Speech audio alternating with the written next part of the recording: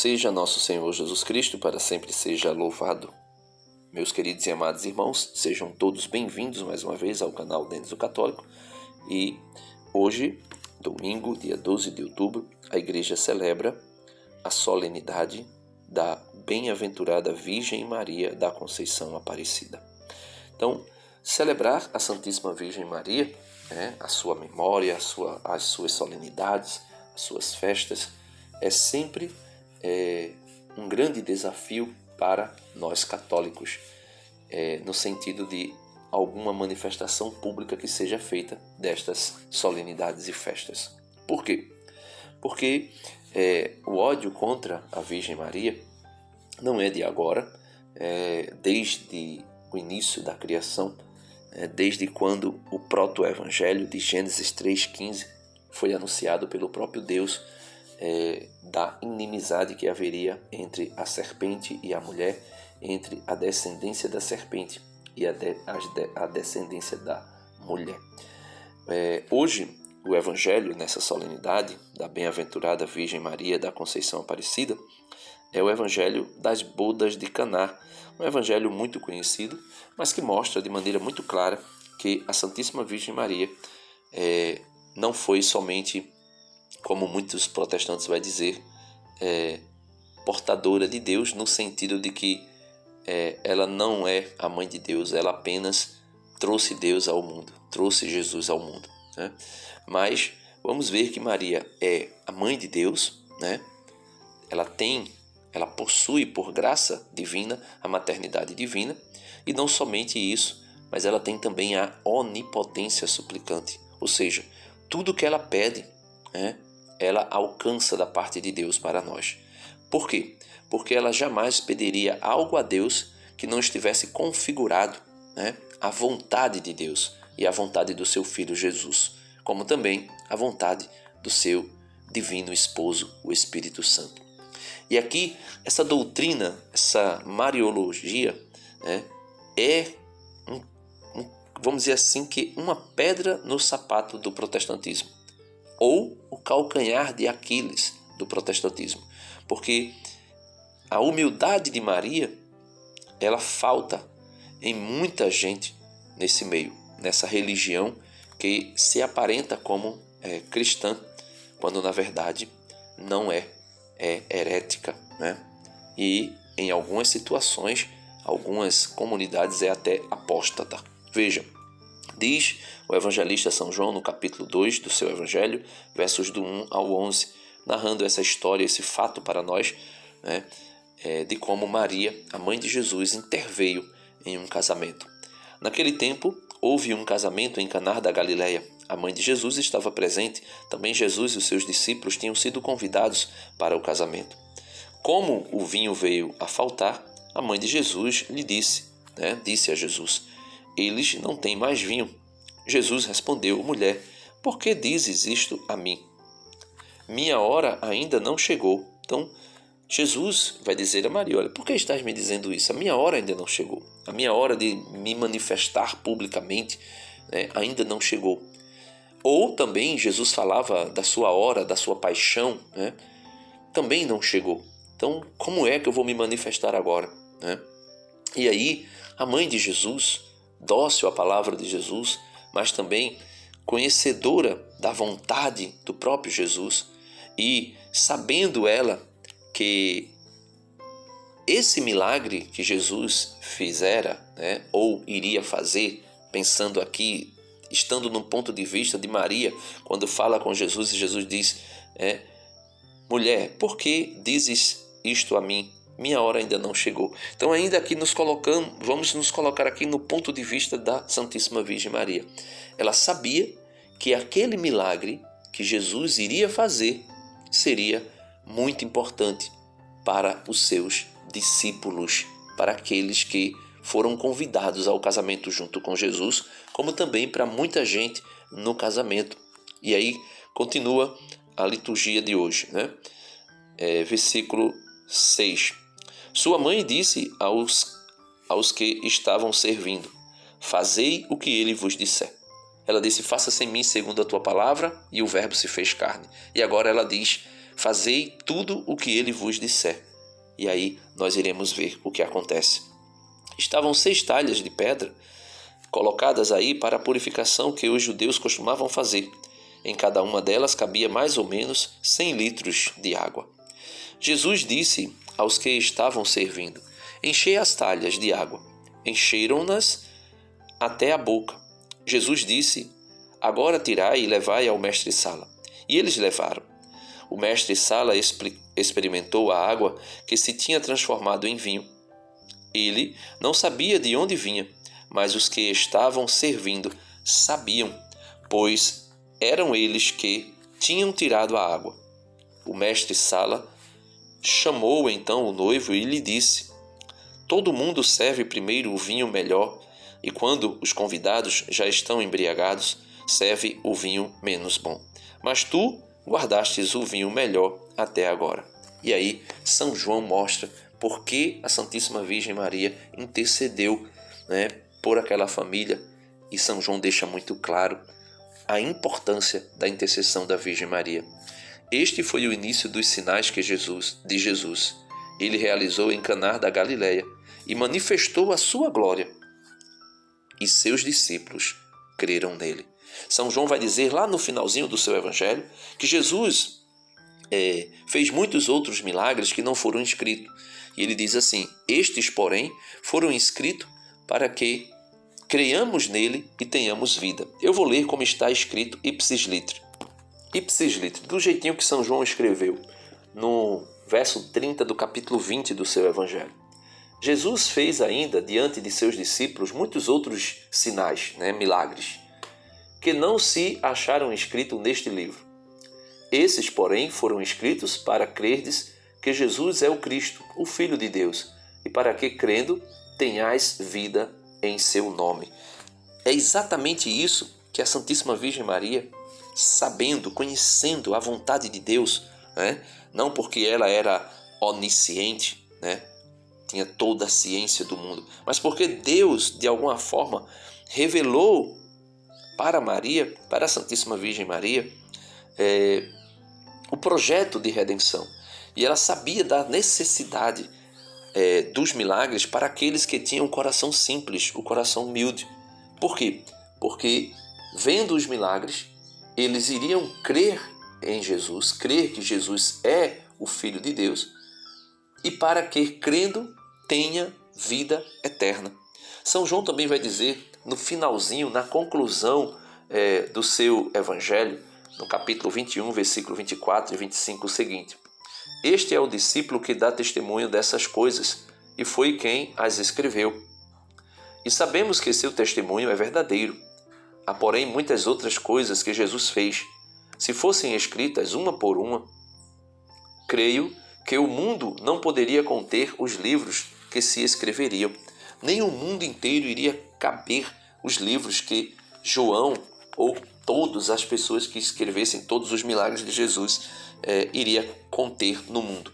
E por que Nossa Senhora fez essa intercessão? Porque ela sabia que aquele sinal, que aquele milagre iria gerar vida, iria primeiro gerar fé. Os discípulos de Jesus iriam crer que Jesus era o Filho de Deus e iria gerar vida e vida eterna nos seus discípulos. Aí a igreja toma a primeira leitura de hoje, deste domingo, tirada do livro de Esther, uma leitura que vem mostrar para nós como uma tipologia, claro, Esther como sendo uma tipologia da Virgem Maria, e mostra para nós como a Santíssima Virgem Maria intercede por nós e qual é a sua intenção, qual é o desejo do seu coração ao manifestar publicamente as suas súplicas ao seu Filho, como mostra o Evangelho de hoje e como ela faz ainda hoje nos céus, e agora nos céus de maneira ainda mais perfeita, porque ela não tem mais limitação nenhuma humana em conhecer o projeto de redenção. Hoje ela conhece completamente o projeto de redenção e ela sabe ainda mais perfeitamente qual o seu papel na economia da salvação. Por quê? Porque São Paulo vai dizer na carta aos Coríntios, no capítulo 13, que hoje nós conhecemos em parte, mas um dia, quando o que for imperfeito passar e o que for perfeito chegar, ou seja, a glória eterna, e a Santíssima Virgem Maria já desfruta dessa glória eterna, como também todas as almas dos santos que já estão no céu. Hoje, ela diz, São Paulo vai dizer, quando chegar o que é perfeito, o imperfeito desaparecerá. E aí ele diz, e nós conheceremos tudo como nós somos conhecidos por Deus.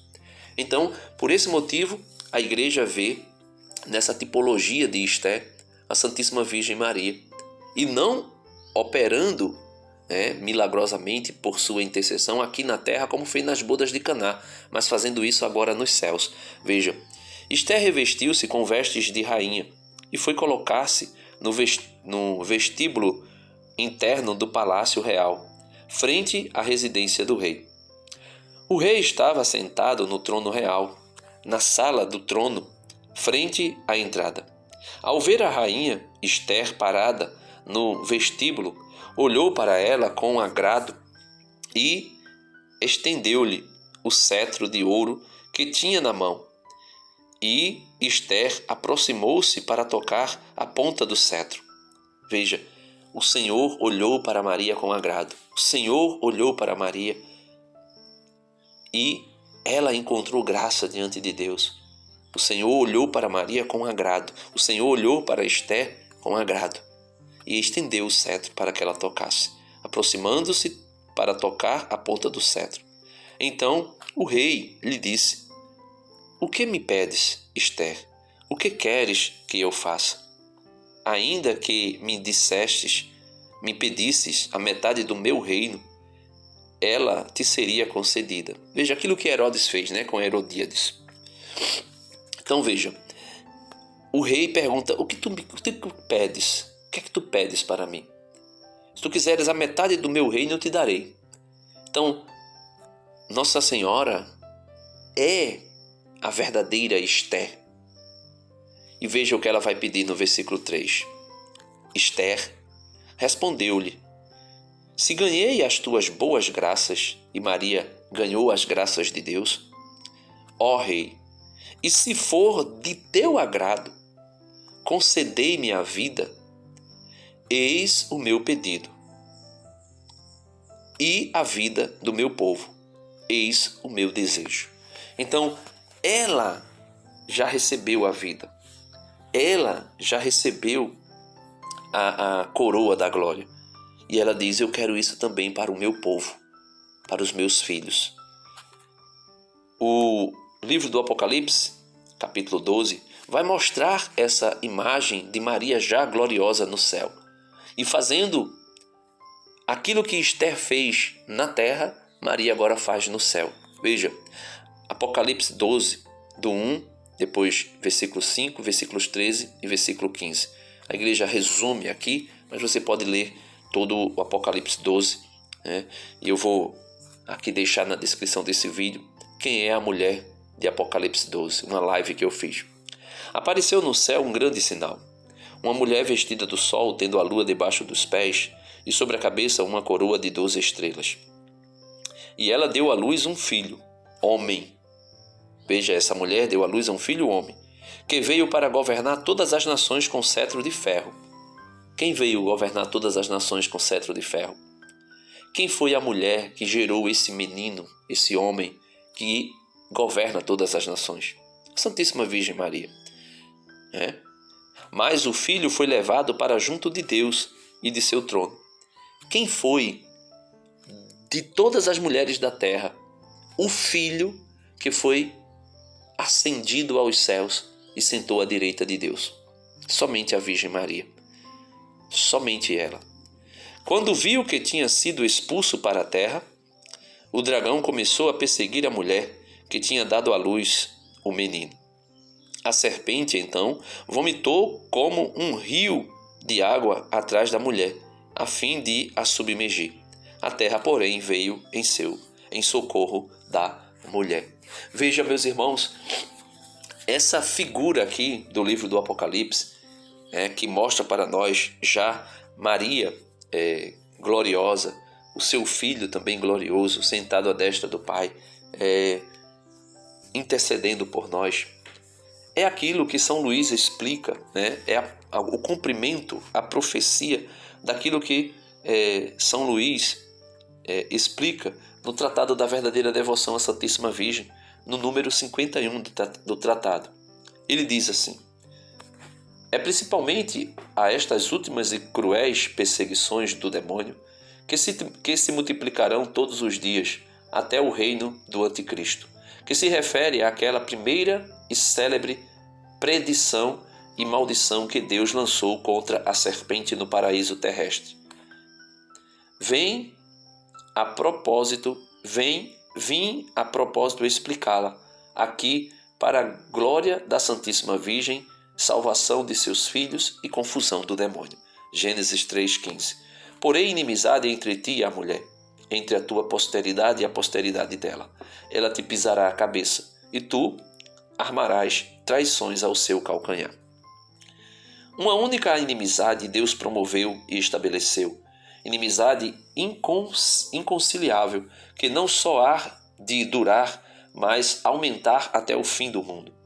A inimizade entre Maria, sua mãe, sua digna mãe, e o demônio, entre os filhos e servos da Santíssima Virgem Maria e os filhos e sequazes de Lúcifer, de modo que Maria é a mais terrível inimiga que Deus armou contra o demônio. Ele lhe deu até desde o paraíso tanto ódio a esse amaldiçoado inimigo de Deus, tanta clarividência para descobrir as malícias dessa velha serpente, tanta força para vencer, esmagar e aniquilar esse ímpio orgulhoso, que o temor que Maria inspira ao demônio é maior que o que lhe inspira todos os anjos e homens, e em certo sentido, para que não deturpem as palavras de São Luís, e em certo sentido, o próprio Deus. Não que a ira, o ódio, o poder de Deus não seja infinitamente maiores que o da Santíssima Virgem Maria, pois as perfeições de Maria são limitadas, mas em primeiro lugar, Satanás, porque é orgulhoso, sofreu incomparavelmente mais por ser vencido e punido pela pequena e humilde escrava de Deus, a Virgem Santíssima, cuja humildade o humilha mais que o poder divino. Segundo, porque Deus concedeu a Maria tão grande poder sobre os demônios, que como muitas vezes se viram obrigados a confessar pela boca dos possessos, infundir-lhes mais temor, um só de seus suspiros por uma alma que as orações de todos os santos, e uma só de suas ameaças que todos os outros temores. O que Lúcifer perdeu por orgulho, Maria ganhou por humildade. O que Eva condenou e perdeu pela desobediência, salvou Maria pela obediência.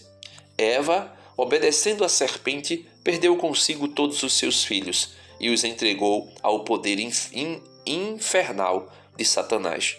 Maria, por sua perfeita fidelidade a Deus, salvou consigo todos os seus filhos e servos e os consagrou a Deus.